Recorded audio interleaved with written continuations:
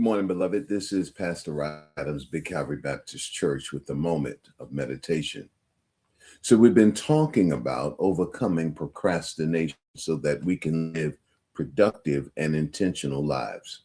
And we've stated before that in many instances, when we begin to truly think about the issues and challenges of our day, it's often that we find ourselves at the end of a day saying that there's just not enough time to get everything done. But you see, beloved, as long as this is the focus of how we view our time that we do have to use, we're going to always find ourselves frustrated and unfulfilled.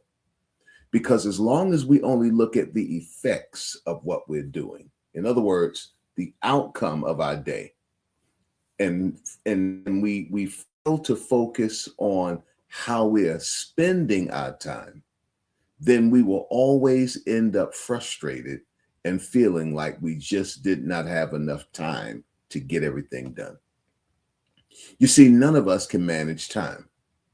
Therefore, we must actually begin to evaluate not what time we have, but how we are actually spending our time. You see, the basic element of time is not a minute, an hour, or a second, but it is an event. It's an activity. An event is something that happens. It's the thing that we're involved in. It's the occurrence. It's something that we have deemed to be noteworthy that we should spend our time on at that moment. It can be a social occasion. It can be some type of activity. Whatever we're doing or whatever we're engaged in at any given moment of time is an event or an activity. And in other words, what we must begin to question is not how much time we have, but we have to begin to question the events or the activities that we are involved in which we're using our time. See, beloved, the problem is not that we don't have enough time, for each of us have 24 hours in a day. The problem is that we don't manage the activities or the events that we are involved in with our time. Proverbs chapter 27, verse 23 says, "Be thou diligent to know the state of thy flocks, and look well to thy herds. For riches are not forever, and doth the crown endure to every generation." What Solomon is trying to tell you is don't just look at the big amount that you have in your bank account, but be studious about the small withdrawals that you make. In other words, we can have a good chunk of money in the bank. We can have a good chunk of money in our wallet or our purse.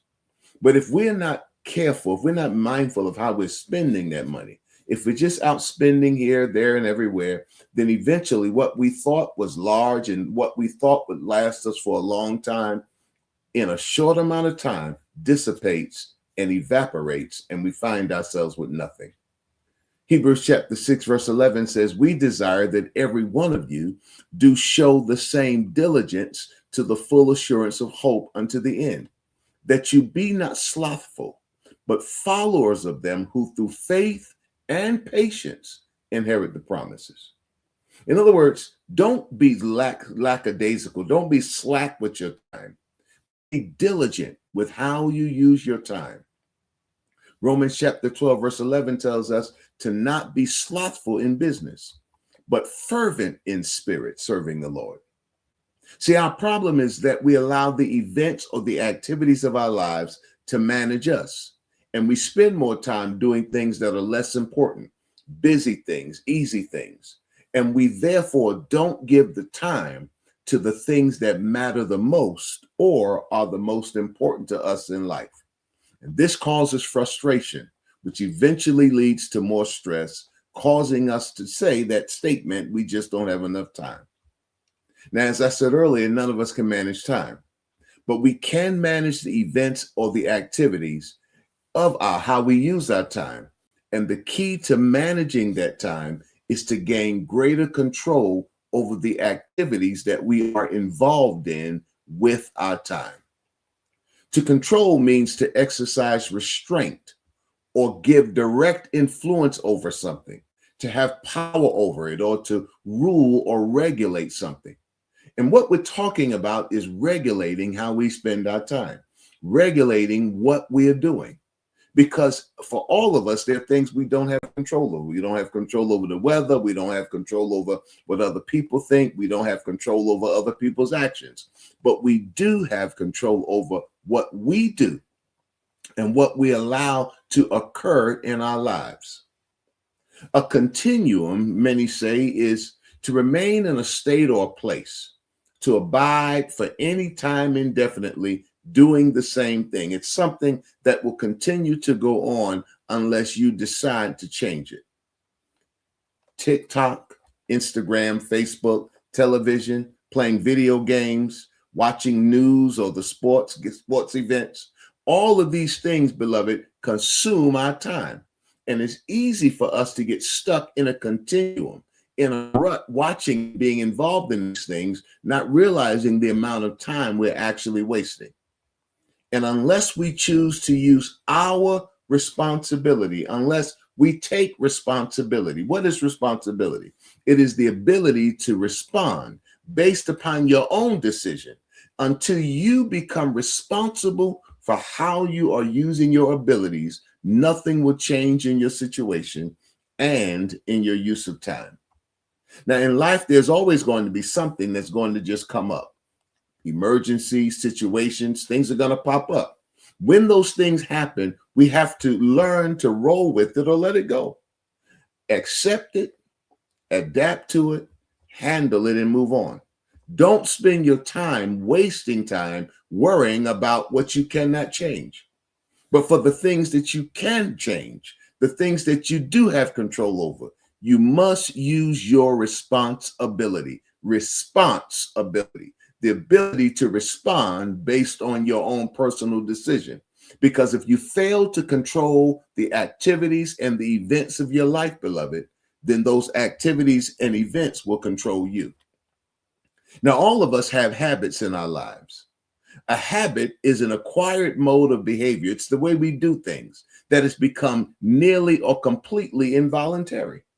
It's the way we consistently do things. We start off doing something and we keep doing it and we keep doing it and we build a routine and that becomes a habit. Habits are shaped by how we have previously responded to events that have occurred in our lives. Proverbs chapter 23 and verse 7 says, "For as he thinketh in his heart, so is he." That word thinketh is a root word, sha'ar. It means as he opens his heart, so is he. In other words, whatever you keep opening your heart to will ultimately control the activities of your life, what you're participating in.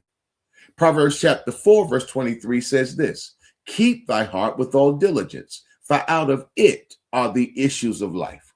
The word issues here is a root word, tosa'at. Tosa'at means the boundaries, the goings forth, the activities of life. Whatever you're allowing to control your heart being not just your physical heart, but being your mind, your emotions, your will, everything about you, how you make decisions, what you deem to be important.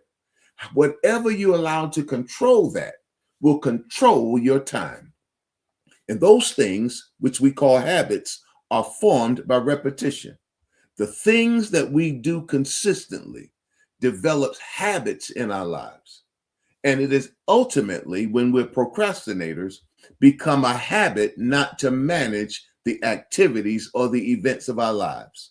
Therefore, in order for us to change our habit regarding how we use our time, we have to think or change the way of how we think about time. And if you come back again next time, we'll get a little deeper into it. It's a moment of meditation. I'm Pastor Adams. Think about it.